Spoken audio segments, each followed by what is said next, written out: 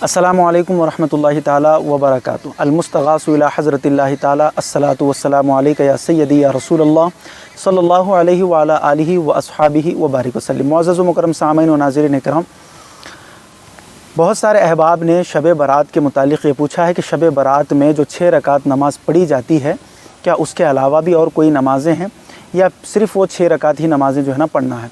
तो मैं जितनी भी उस शब बारात के मुतालिक जितनी भी नफिल नमाज़ें हैं इंशाअल्लाह तबारक तआला ये के बाद दीगर जैसे जैसे वक्त मिलेगा मैं आपको बताता चलूँगा।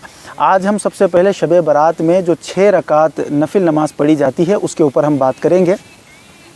तो ये जो 6 रकात नमाज़ पढ़ी जाती है जिस दिन शब बारात होती है उसकी मगरिब के फ़ौरन बाद जो है ना ये नमाज़ आपको पढ़ना है, या अगर आपको जब वक्त ना मिले तो आप इशा के बाद भी पढ़ सकते हैं, सारी रात में कभी भी पढ़ सकते हैं, मगर जो तरीक़ा कार रहा है वो मगरिब के बाद का है, इसीलिए आप मगरिब के बाद पढ़ने की कोशिश करें। अगर आप मगरिब के बाद ना भी पढ़ सके तो आप रात भर में कभी भी आप इसको पढ़ सकते हैं।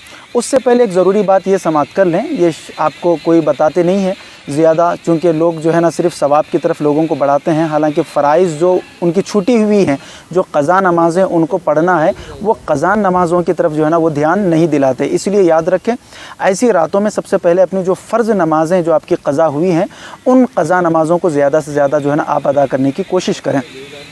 अब ये 6 रकात नफिल नमाज आपको किस तरीके से पढ़ना है। सबसे पहले 2 रकात नफिल नमाज आपको जो है दराज़ी उम्र बिल खैर की नीयत से पढ़ना है। इसकी नीयत क्या होगी कि नीयत की मैंने 2 रकात नफिल नमाज दराज़ी उम्र बिल खैर के लिए वास्ते अल्लाह तबारक व तआला के रुख मेरा काबे शरीफ की तरफ अल्लाहु अकबर। यानी दराज़ी उम्र तो मेरी बड़ी हो लेकिन उसमें बरकत ज़रूर हो। अगर सिर्फ़ उम्र बड़ी हो लेकिन उसमें बरकत ना हो तो ऐसी उम्र का भी कोई फ़ायदा नहीं होता। तो 2 रकात नफिल नमाज दराज़ी उम्र बिल खैर की नीयत से आपको पढ़ना है। जब आप 2 रकात नमाज़ पढ़ लें, नॉर्मली जिस तरीके से हम 2 रकात पढ़ते हैं इसी तरीके से आपको पढ़ना है। कोई उसमें सूरतों की तकरार या रिपीट सूरतें वगैरह नहीं पढ़ना है। आप पहली रकात में इन्ना अतैना कल कौसर और दूसरी रकात में सूरह फातिहा के बाद कुल अल्लाहु अहद का सूरा भी आप नॉर्मल तरीके से इस तरीके से पढ़ सकते हैं आप।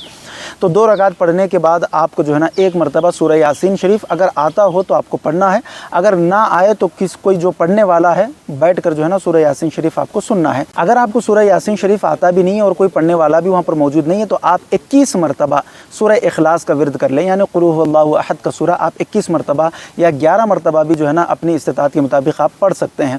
उसके बाद निस्फ़ शाबानुल मुअज़्ज़म की जो दुआ है जिसको शब बारात की दुआ भी कहते हैं हम, वो उसके ऊपर भी ऑलरेडी वीडियो मौजूद है। आप दुआए निस्फ़ शाबान या शब बारात की दुआ बाई सैयद साजिद पाशा क़ादरी आप जो है ना यूट्यूब में टाइप करें, इंशाअल्लाह तबारक व तआला आपको वो वीडियो वहाँ पर मिल जाएगी। तो 2 रकात नफिल नमाज आपने दराज़ी उम्र बिल खैर की नीयत से पढ़ी।